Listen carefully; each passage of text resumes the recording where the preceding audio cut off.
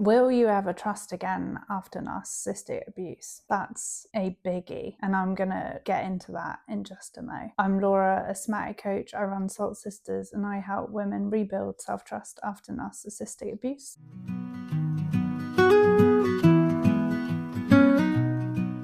Trust is the biggest thing that we talk about after abuse. It's, will I ever trust a partner again? Will I ever trust myself again? And we have no idea if that's ever going to happen. And it actually feels like it's impossible when you first come out of that relationship. And I think we even think, I'm just never going to date again. Like, fuck relationships, fuck dating, fuck meeting another man. I don't want any of that, because I want to protect myself from having a relationship like this ever again. So I'm going to close myself off to everyone. That's like a normal thought we all think when we come out of these relationships, because rebuilding trust is such a big thing, and your trust gets obliterated in that relationship.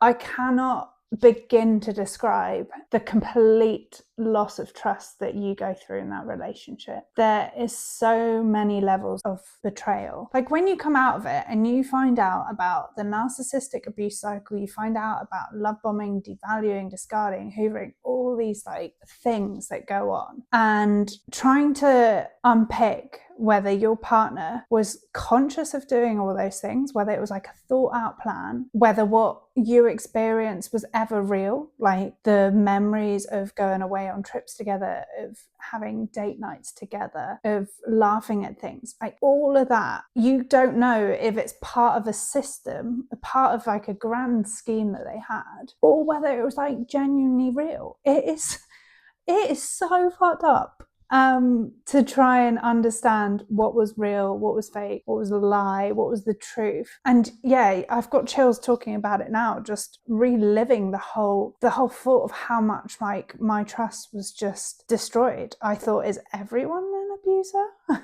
Who else in my life is secretly a narcissist? And yeah, it's trying to like understand what part of it was abusive, what part of it was real, because you also learn that love bombing is part of the abuse. It's how they like keep you close. And there's just so many thoughts to think about at the end of this relationship. You just don't know what was your reality, and it's so destroyed. So not only has your trust been broken that this partner wasn't who they said they were, because newsflash, they don't enter a relationship and tell you they're an abuser up front. That never happens. Otherwise, we wouldn't stay in these relationships if we found out in the first hour of meeting them. Nobody signs up for abuse. So you've got the shock of finding out your partner was an abuser. You've also maybe got the shock of learning about them cheating on you. Like, that's something I had to like find out about.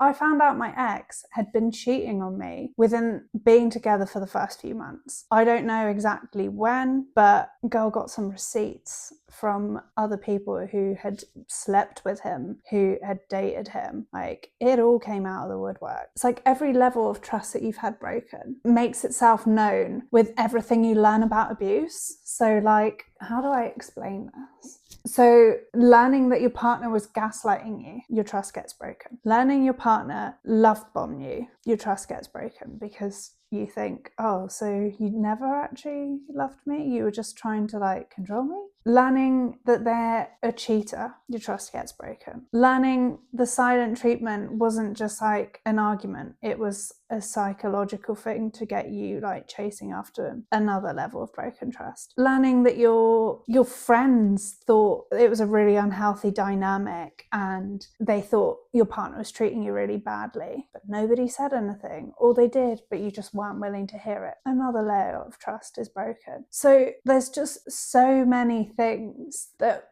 break your trust, and it's like you might have started with going into the relationship with 100% level of trust. As you come out and find out all these different things that happened, it diminishes by another like 10%, so that when you finally out of that relationship and away from it, you're at 0% trust, and you don't trust anything in your life. Like, even when I started dating my partner, who I've been with now for almost 7 years, I thought him just taking me out on a date was like, love bombing. I know about this now. You're picking me up and coming out of your way to pick me up because you're trying to control me. Like, I see through that. He was obviously genuinely kind. We've been together for 7 years. It's the healthiest relationship I've ever had. But in the beginning, I was like, red flag.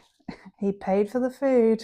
Red flag. He wants to see me again. I know where this is going. Like, I was just hyper vigilant, just not trusting him. It took me forever to learn how to trust him. And I'd say I have way more trust in him. But the best thing is that I have way more trust in myself now to pick healthier partners, to pick healthier friendships, to pick healthier people. Because that's the thing that is really at the heart of it all. It's learning to trust yourself again. And will you ever trust yourself again? And I want to tell you, you will, but it won't just happen. Trust is not something that just like comes back with no effort. You really have to put in the effort to learn to trust yourself. It's not like a cut that needs breathing and airing out and it will eventually heal on its own and go away and close up again and be like a nice, neat little scar. That's not how rebuilding your trust works. Rebuilding your trust it's slow and it takes time, but it is possible. I'm living proof it's possible to rebuild your self-trust. And I'm going to share with you how I started doing that, because learning to trust yourself again involves doing very menial micro tasks that you feel like aren't going to make any impact. But I'm telling you, they will. And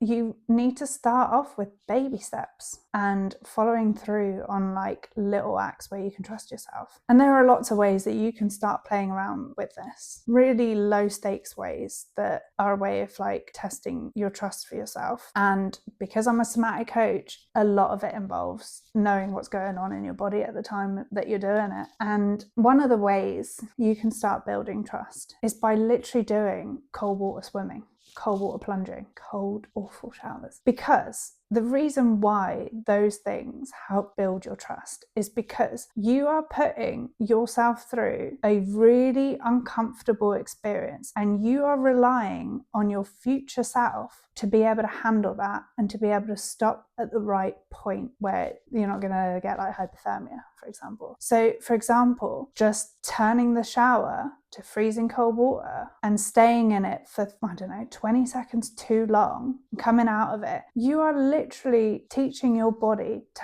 handle discomfort and pushing it out a little bit further. You're letting your brain know like, she can handle this. She can go 10 seconds further the next day. Like when you put on the cold shower again and you stay under a bit longer. Same with like just going into cold water and you're stood at the edge of the shore and you're about to go in the sea, for example, and you're doing that whole like inner monologue, trying to gas yourself up to get into freezing cold water with the waves slapping you about. And there's this moment of like, oh, I don't want to do this. Like, it's going to be like so cold. And like, I just want to like sit on the beach with a hot chocolate and be all warm and cozy in my fleece. So going through that inner dialogue and then saying like, no, I'm going to go in and I'm going to have a 2-minute swim and it's going to be really cold, but I can tolerate it. And when I come out, I'm going to get that rush of like my body regains its temperature. You feel it warming up and doing its thing, as getting everything working together to bring the heat back into your body. You're again doing this process of like, I'm doing it for my future self who's going to benefit from it. And you're teaching your brain that you can do hard things and tolerate discomfort and feel fine. This is why so many people like go on about cold water swimming, why it's so good. It's not necessarily for self-trust, but that's the byproduct of doing this. And so is like, it's also helping you with your confidence, and confidence helps with trusting yourself. And look, if you don't like doing cold water swimming, I do, but I live in a city at the moment and there is no chance in hell I'm jumping into the dirty, infested canal water behind my building. And I would get some serious hooks if I did. So I practice it in another way. I use my Shakti mat. If you don't know what a Shakti mat is, it's an acupressure mat and it's got thousands of little spikes, loads of discs of spikes, and I lay on it in bare skin. It's easy for me now. Like, I probably need to go up a level. But in the beginning, when I first started using it, I would look at that spiky mat and be like, oh God, how am I going to get myself to get onto that mat? It's going to be so painful. But the reality of it is, it's 5 minutes of discomfort and settling in, and you really having to focus on your breath, which again, your brain and your nervous system, main goal, survive and protect you. So when you start laying on a spiky mat, it's thinking, oh God,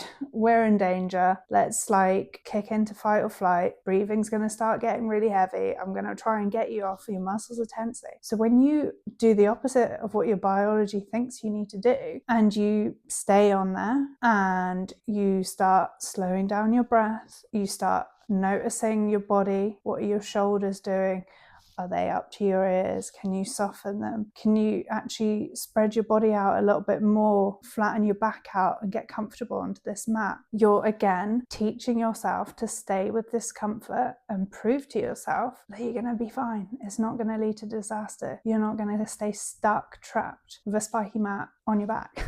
It's not going to draw blood. You're going to be absolutely fine. And your brain, through routine, learns she can do this. She's fine. And I don't need to kick into fight or flight. I don't need to get her out of that situation. She can relax. So that's like another way that you can like prove to yourself that you can do things. Going to the gym, lifting weights, setting yourself a target. For example, I had in the summer, I really wanted to deadlift 100 kilos. And I started off with like 60 kilos. And I was like, how the fuck am I going to lift another 40 kilos when I can't even lift like 60 comfortably? But I couldn't look at that end goal. I had to like teach myself that showing up and going every day and dedicating myself and being disciplined will get me to that goal. And it did. I couldn't believe that I could lift 100 kilos. 6 reps, strong goal.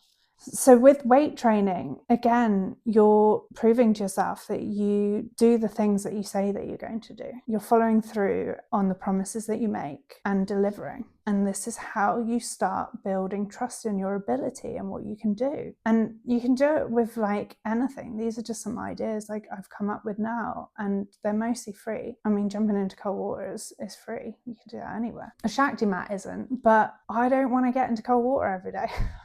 So you can find like little tools like that help you with these things and start building trust, because it's not going to just happen. I wish it was just going to happen. Wouldn't that be so easy if we didn't have to do anything apart from just wish our way through it? We really need to start linking the body and the mind. They work together as one. We can't just do one and ignore the other. We have to do both. They're both involved in the rewiring of how we think about things. So start experimenting. Like even another way that's just like come to mind is like saying that you want to get into meditating and doing that every single day, promising yourself that that's the first thing you do before your feet hit the floor. 5 minutes of meditation in the morning before you get out of bed. Teach your brain that you're going to do those things. And also by doing things like this regularly, the effects and the benefits compound over time. If you do 5 minutes of meditation every day in a week, it's 35 minutes that you didn't have before. 35 minutes, your body is in a calmer state than it was before. You're adding in that experience for your brain to start embodying and feeling and experiencing and building its categories of what kind of person you are and what you need and how it needs to balance your energy during the day. So yeah, building trust is hard, but it's not impossible.